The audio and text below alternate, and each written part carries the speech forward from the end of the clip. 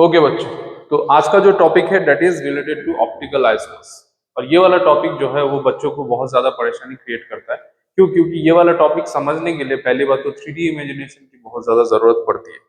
तो हम लोग इस वीडियो को इसलिए लेके आए हैं ताकि हम आपको वो 3D इमेजिनेशन करने में हेल्प कर पाए।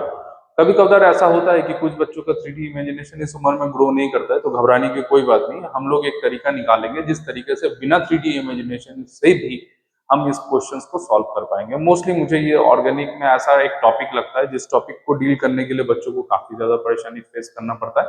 तो डोंट वरी, हम लोग बहुत एकदम हल्के तरीके से इसको पढ़ने की कोशिश करेंगे और बहुत ही लाइट तरीके से इसको समझने की कोशिश करेंगे। बहुत ज्यादा लोड वाला टॉपिक बिल्कुल नहीं है, ज्यादा टेंशन लेने की कोई जरूरत नहीं है।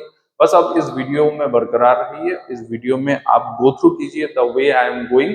अगर आप उस चीज को अच्छे से, उस पैटर्न को अच्छे से फॉलो करेंगे तो ऑप्टिकल आइसोमर्स या फिर ऑप्टिकली एक्टिव कंपाउंड डिटेक्ट करना बहुत ही आसान हो जाएगा। You can really identify the optical isomers compound और optically active compounds with in 30 और 40 सेकेंड। ठीक है, तो हम लोग स्टार्ट करते हैं आज का टॉपिक। जनरली जब भी किसी कंपाउंड को दिया जाता है ऑर्गेनिक केमिस्ट्री में और तुमसे पूछा जाता है कि क्या वो कंपाउंड ऑप्टिकली एक्टिव है कि नहीं है, तो तुम्हें कुछ देखने की जरूरत नहीं है। Whether that compound has got chiral carbon और नॉट, कायरल सेंटर है कि नहीं है, एक है कायरल कार्बन की, दो कायरल कार्बन है कि क्या है क्या नहीं है, कुछ देखने की जरूरत। First of all, keep this thing in your mind. If a compound wants to become optically active, okay,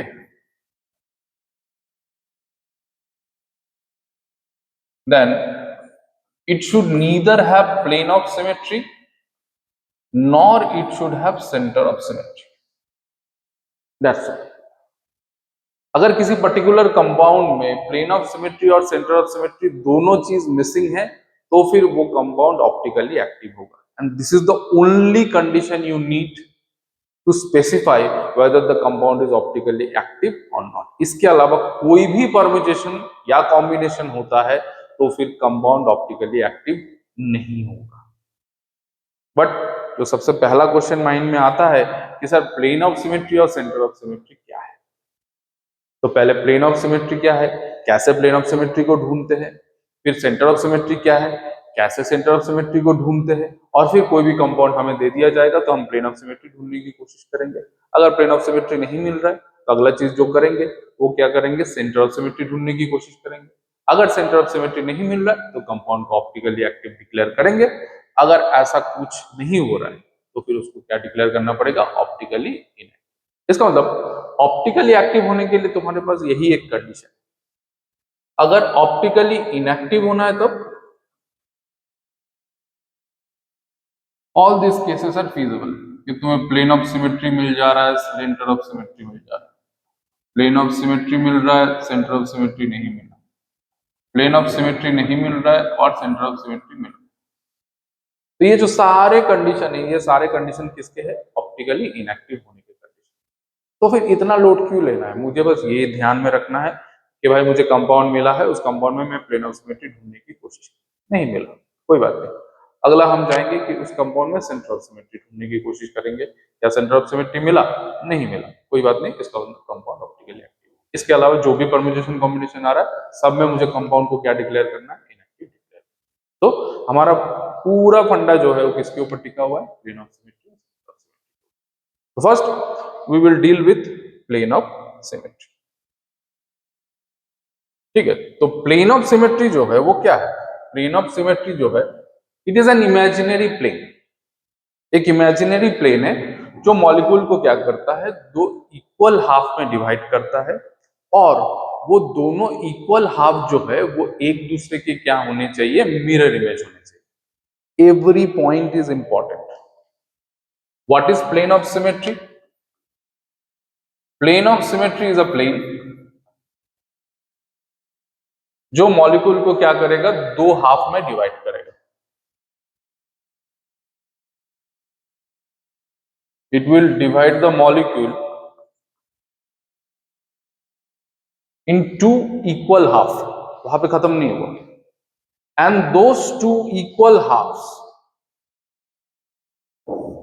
should be mirror images to each other.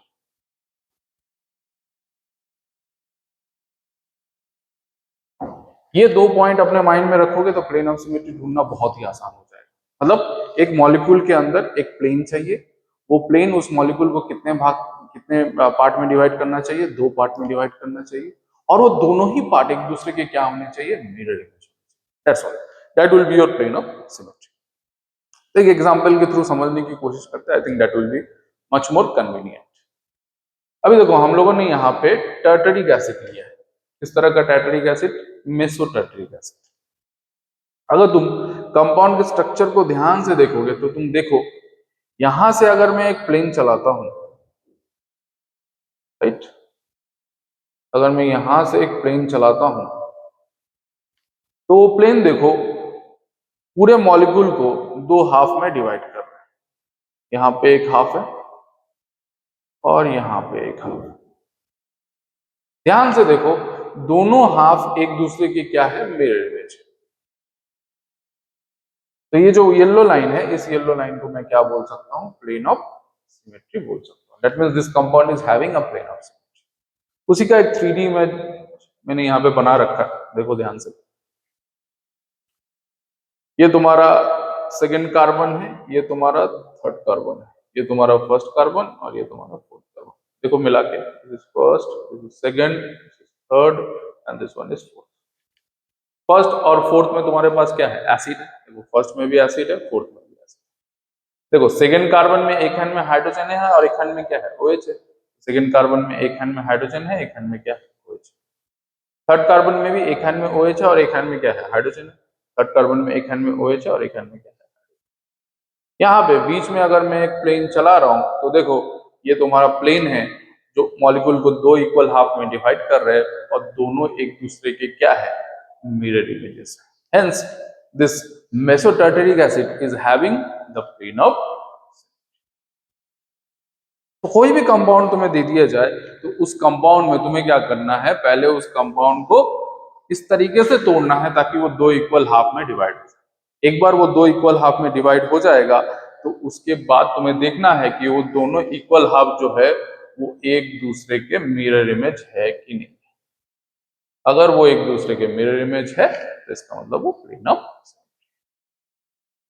ठीक, एक आध और एग्जांपल के ऊपर ट्राई करते हैं and let's try to imagine in 3D। कोशिश करते हैं कि हम लोग 3D में उसको सोचने की कोशिश करें। Before this lecture you definitely should know, है ना, flying wedge model as well as Fischer model. Flying wedge model और फिशर मॉडल का अगर तुम्हारे पास जानकारी होगा तभी तुम 3D इमेजिनेशन कर सकते हो। ओके, एक आध एग्जांपल और देखते हैं जिसमें हम लोग क्या करने की कोशिश करेंगे, हम लोग खाली प्लेन ऑफ सिमेट्री ढूंढने की कोशिश करेंगे।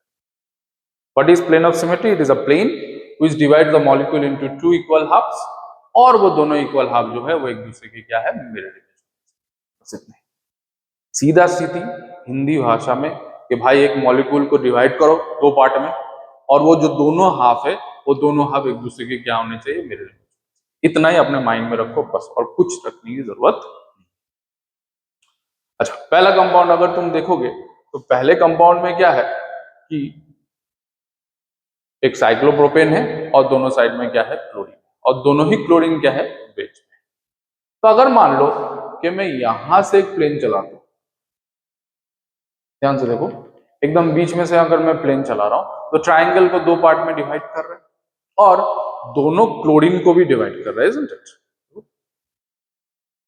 दोनों क्लोरीन जो है वो वेज में है, मतलब बाहर की तरफ है। तो बीच में से अगर मैं प्लेन चलाऊंगा तो दोनों क्लोरीन को भी डिवाइड किया और दोनों क्लोरीन जो है वो एक दूसरे के क्या है, mirror image. Hence, this compound is having plane of symmetry. एक से ज्यादा प्लेन ऑफ सिमेट्री रह सकता है मॉलिक्यूल में, उसमें घबराने की कोई जरूरत नहीं है। तुम्हें एक ही चाहिए, एक भी मिल गया तब भी काम तमाम हो जाएगा। दूसरा क्या है, दूसरे में देखो साइक्लोप्रोपेन है और एक क्लोरीन वेज में है और दूसरा क्लोरीन क्या है, dash. This is the scenario कि एक क्लोरीन तुम्हारी तरफ और एक क्लोरीन मेरी तरफ। अब सोच के देखो कि कहीं पे ऐसा प्लेन मिल रहा है क्या जो प्लेन ऑफ सिमेट्री बन सकता है। एक तो मॉलिक्यूल को दोनों पार्ट में डिवाइड करना पड़ेगा और दोनों ही पार्ट एक दूसरे के क्या होने चाहिए, मिरर इमेज होने चाहिए। मिरर इमेज होते टाइम ये दो क्लोरीन प्रॉब्लम करेंगे।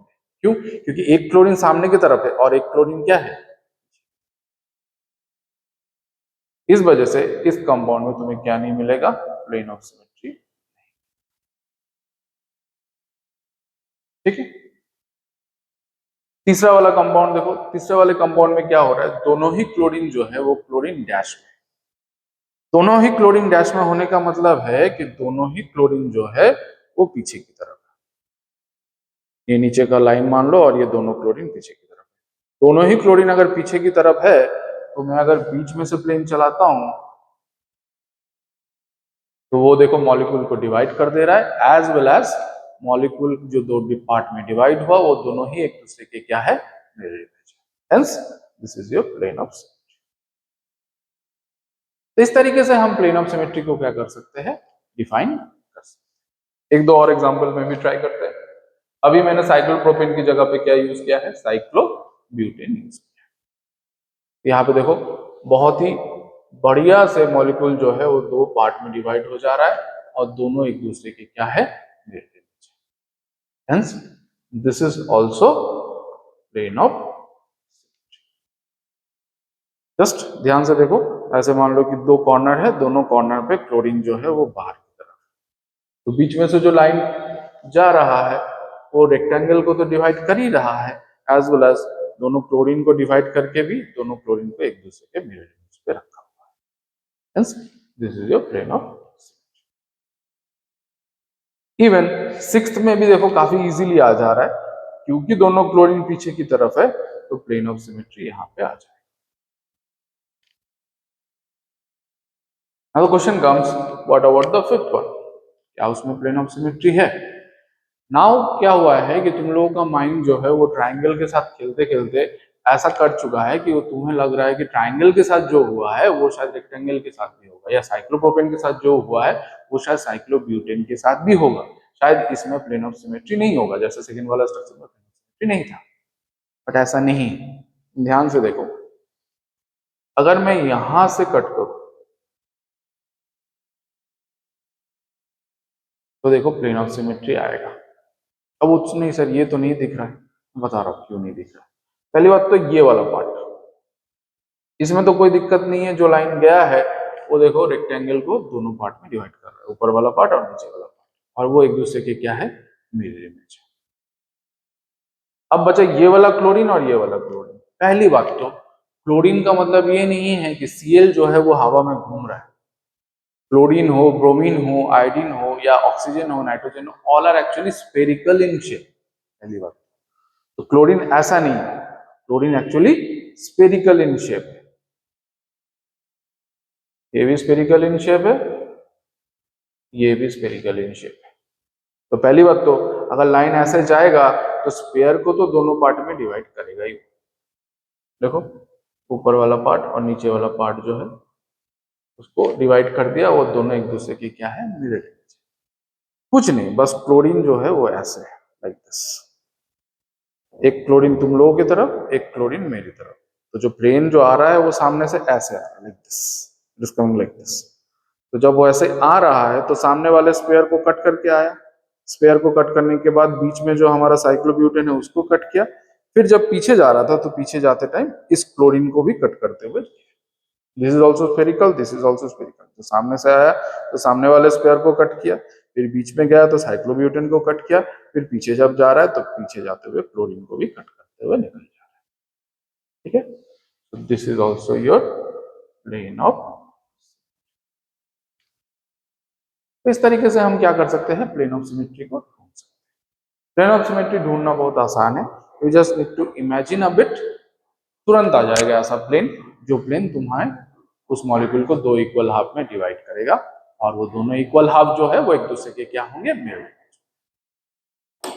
Mostly mostly I would say 90% of the questions जो है वो प्लेन ऑफ सिमेट्री से ही बन जाता है। अगर मान लो कि तुम्हें प्लेन ऑफ सिमेट्री मिल चुका है तो आगे सेंटर ऑफ सिमेट्री ढूंढने की जरूरत ही नहीं है। क्यों? क्योंकि अगर प्लेन ऑफ सिमेट्री मिल चुका है इसका मतलब कंपाउंड जो है वो क्या होगा, ऑप्टिकली इनएक्टिव होगा ही होगा। उसको ऑप्टिकली इनएक्टिव होना ही है, कोई चारा ही नहीं। अगर गलती से तुम्हें प्लेन ऑफ सिमेट्री नहीं मिल रहा है तो फिर तुम्हें क्या ढूंढना पड़ेगा, सेंटर ऑफ सिमेट्री ढूंढना पड़ेगा, अदरवाइज जरूरत नहीं। तो चलो कोई बात नहीं, सेंटर ऑफ सिमेट्री की जब बात हो ही रही है तो फिर सेंटर ऑफ सिमेट्री भी देख लेते हैं कि सेंटर ऑफ सिमेट्री क्या होता है। पहली बात, सेंटर ऑफ सिमेट्री जो है, it is a point which is present at the center of the molecule। पहली बात तो ये वाला पॉइंट जो है अपने माइंड में एकदम फिक्स कर। ये सेंटर ऑफ सिमेट्री क्या है, centre of symmetry is a point which is present at the center of the molecule। और उस सेंटर से तुम इक्वल डिस्टेंस जाओगे at opposite direction. If you are going equal distance at opposite direction तो फिर तुम्हें क्या मिलना चाहिए, आइडेंटिकल ग्रुप या आइडेंटिकल एटम मिलना चाहिए। कॉम्प्लिकेटेड कोई बात नहीं, फिर से रिपीट करता हूं। Centre of symmetry is a centre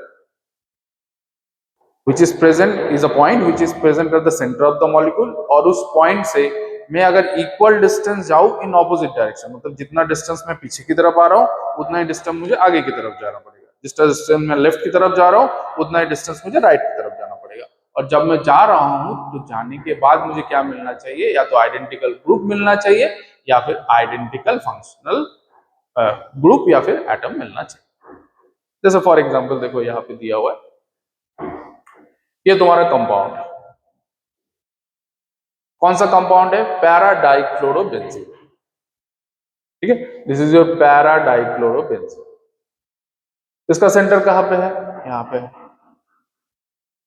इस सेंटर से मान लो कि मैं ऊपर की तरफ जा रहा हूं तो मुझे क्या मिल रहा है, क्लोरीन। ऑपोजिट जाने का मतलब है नीचे की तरफ जाना पड़ेगा, उतना ही डिस्टेंस जाना पड़ेगा, तो मुझे क्या मिल रहा है, क्लोरीन मिल रहा है। फिर अगर मैं इस तरफ जा रहा हूं तो मुझे क्या मिल रहा है, कार्बन। ऑपोजिट जाने का मतलब मुझे इस तरफ जाना पड़ेगा, तो मुझे क्या मिल रहा है, कार्बन। फिर मैं इस तरफ जा रहा हूं तो अगेन मुझे क्या मिल रहा है, कार्बन। मैं इस तरफ जा रहा हूं तो भी मुझे क्या मिल रहा है, कार्बन। मतलब this point can be considered as the centre of symmetry. That is a point which is present at the centre of the molecule. और उस पॉइंट से अगर मैं इक्वल डिस्टेंस जाऊं इन ऑपोजिट डायरेक्शन, मुझे सेम एटम या same functional group मिल रहा है। उसी का 3D मैंने यहाँ पे ड्रॉ किया है, देखो ध्यान से। तो ये हमारा सेंटर ऑफ सिमेट्री, ठीक है। इस पॉइंट से अगर मैं लेफ्ट की तरफ जा रहा हूं तो क्या मिल रहा है, क्लोरीन।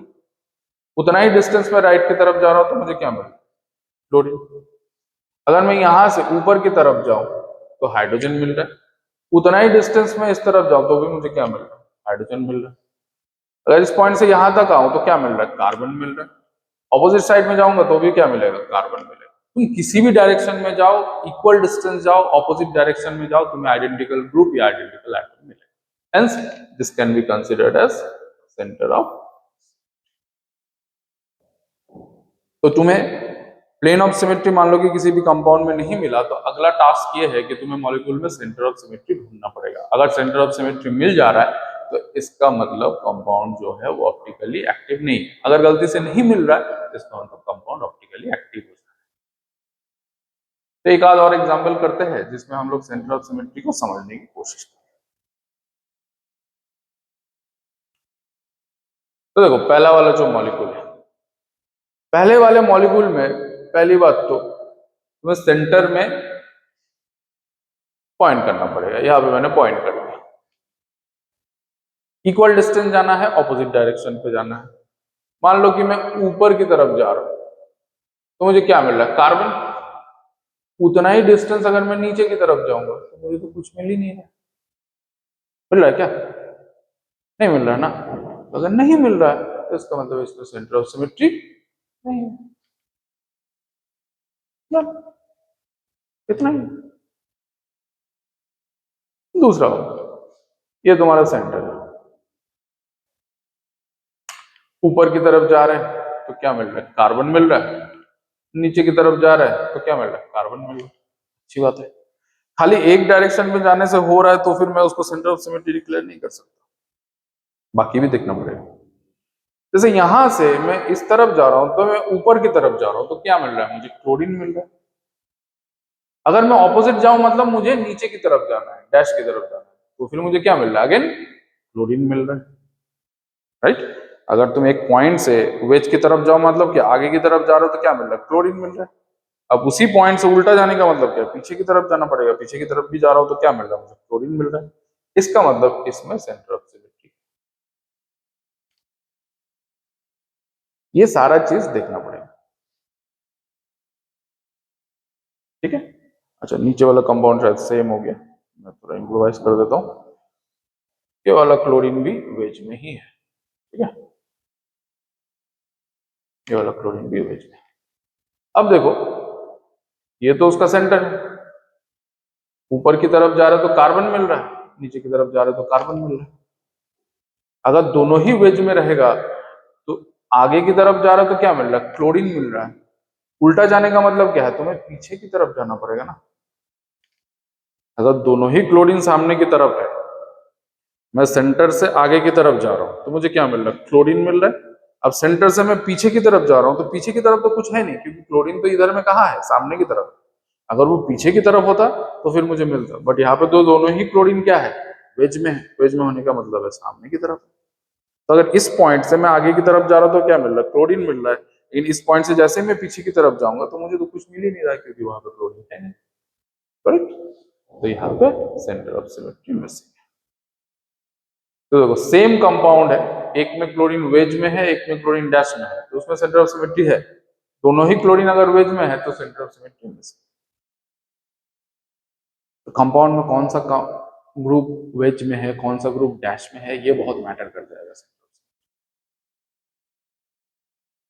नेक्स्ट, इस कंपाउंड में देखो, इसका सेंटर यहाँ पे है, ऊपर की तरफ जा रहा है तो क्या मिल रहा है, कार्बन मिल रहा है, नीचे की तरफ जा रहा है तो कुछ मिल ही नहीं रहा।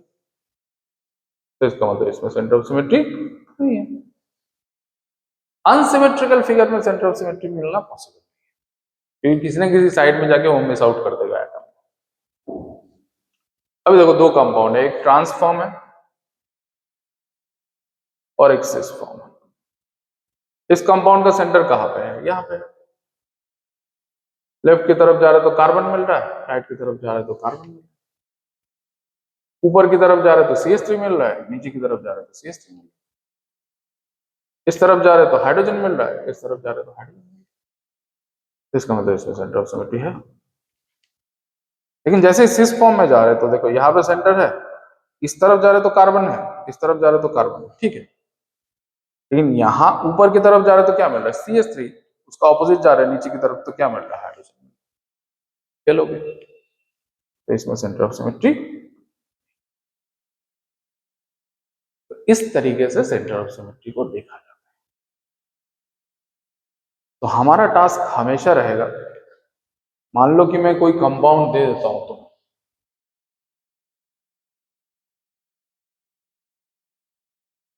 और तुमसे ये पूछ रहा हूं कि क्या वो कंपाउंड ऑप्टिकली एक्टिव है कि नहीं है। तो सबसे पहला काम मुझे जो करना है, मुझे उसमें प्लेन ऑफ सिमेट्री ढूंढने की कोशिश करना है। तो ये जो कंपाउंड है, इस कंपाउंड में तुम कितनी भी कोशिश करो प्लेन ऑफ सिमेट्री नहीं मिलेगा। तो सबसे कॉमन प्लेन हो सकता था वो ये हो सकता था।